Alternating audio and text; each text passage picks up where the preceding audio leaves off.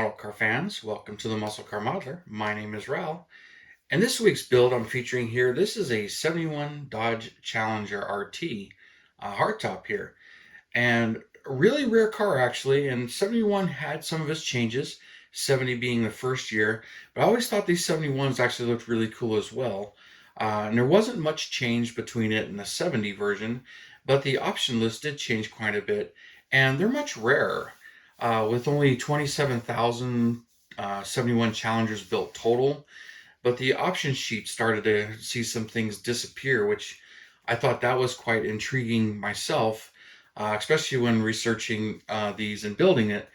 And I had a lot of fun doing that with this one, and I kind of like doing that anyway. But I had to go with one of the wild colors here, Plum Crazy Purple, which is the Dodge name for it. Plymouth was in violet. But for 71, there were some interesting options that started to disappear. Like I mentioned, there was 27,000 of these made and only 1,857 convertibles, but there were no RT convertibles in 71. The RT package was starting to get limited, which to me is kind of strange. And there are some RT clones. I've seen some built, and they look really cool. And I like that, like those builds, and I like these stripes on that car. But no RT for 71 as far as a convertible goes.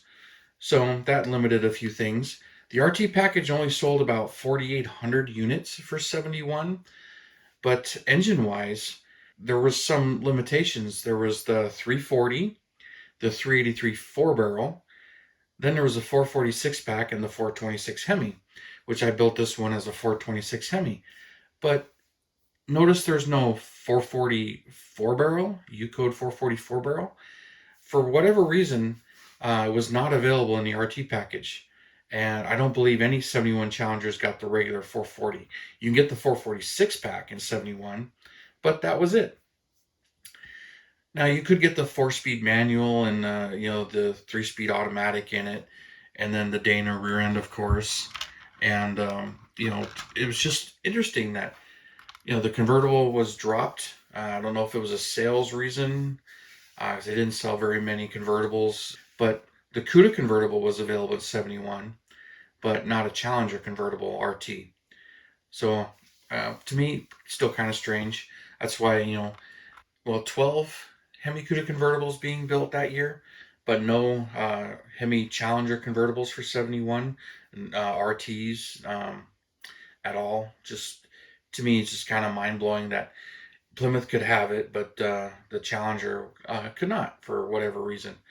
But also with Hemis in the Challenger, the shaker hood was an option. It wasn't standard.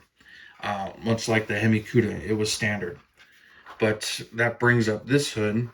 And I got asked a trivia question recently that made me think about it. Was asking about when the Dodge letters appear on the hood and when they don't.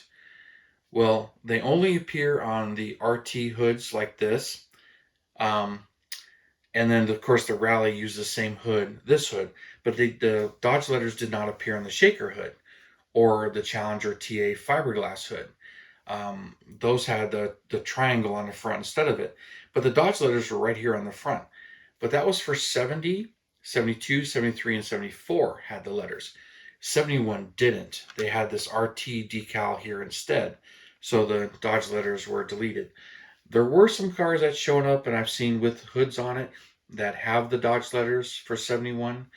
They should not. But don't know if it was, picking up used hoods that had the letters and or added them, or if there were a few that were made without or with the letters but should not have.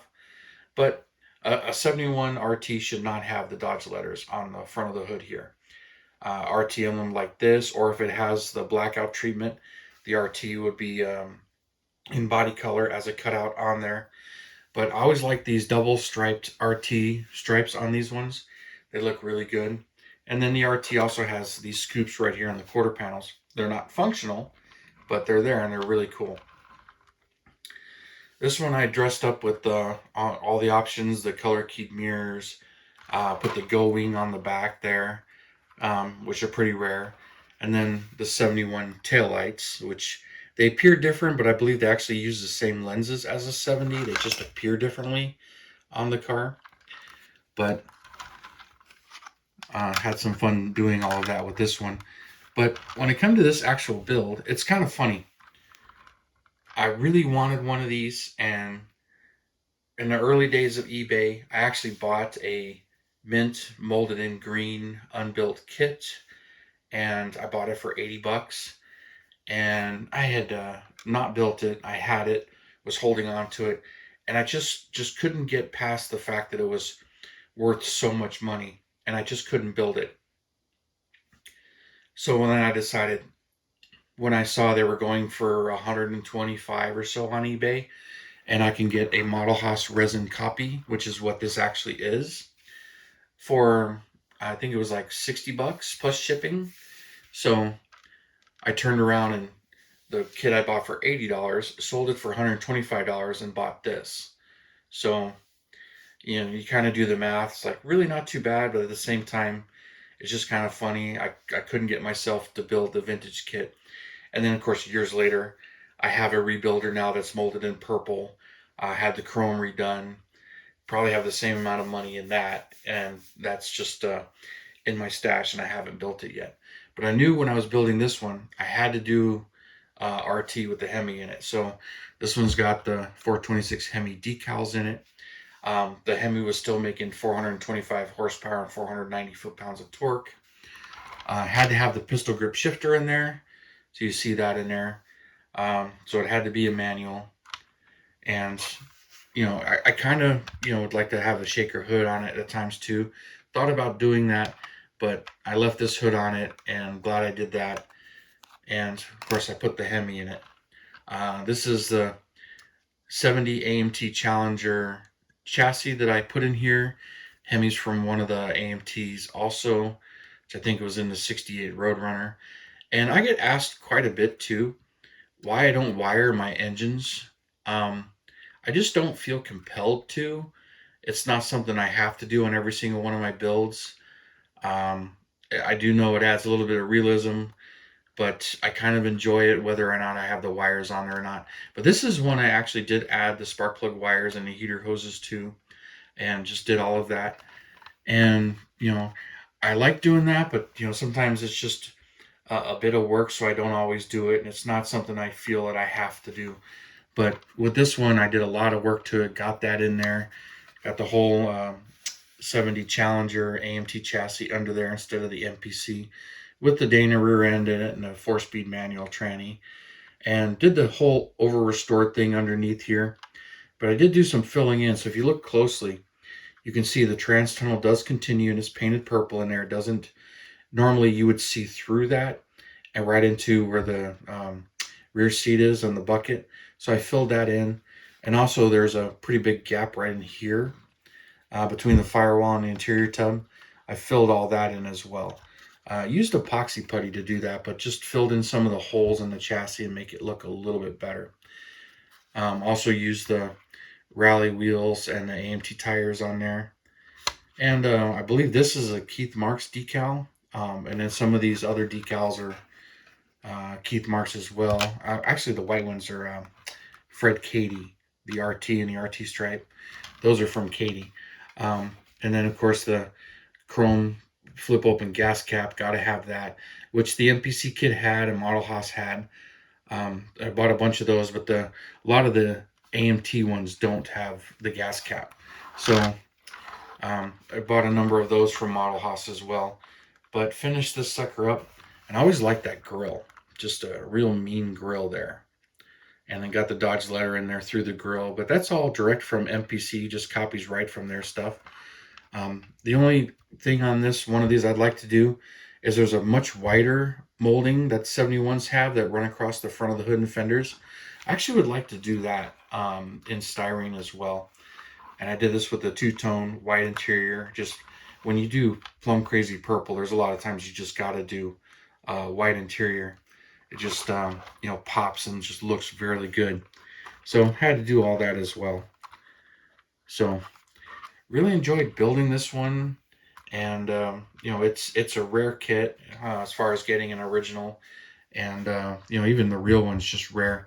But this is one I really wanted to do, and when I finally bought the resin one, I'm like, I've got to build this one. So this one's fairly old. I'm not really sure when I did it, 2008, 2010, maybe even as early as 2004 or 5, but I don't remember. I'd have to look. But enjoyed building this one and really kit bashing that AMT 70 Challenger chassis in there, and then this is a couple of model kits worth of parts here, and this rear wing actually came from the AMT 71 Charger kit. That's where that wing came from. But really enjoy building these, and I've got a bunch more still to build, but haven't built them all. But my stash of vintage plastic and rebuilders has grown, but I pretty much got what I want, and haven't really been aggressively searching for many of them anymore. But they're fun to restore and everything. But for a while it was like, for the price of them, you can get these resin kits for a whole lot cheaper, and it's still pretty true. But that just the selection has really slimmed down compared to when Modelhaus was around, and you can get these. And same thing with the I have another of the 70 Dodge Charger from Modelhaus. It's just kind of funny that I bought one, enjoyed it so much, bought another one, but I never got a chance to buy another one of these 71 Challengers. But I did have that other one come my way as far as a rebuilder, so I do have some real vintage plastic to do that. But anyway, I really wanted to show this one off to you guys and share it with you. So thank you for tuning in and subscribing and all your comments. I really do appreciate it. And you guys, you have a wonderful weekend, and I will see you next Saturday.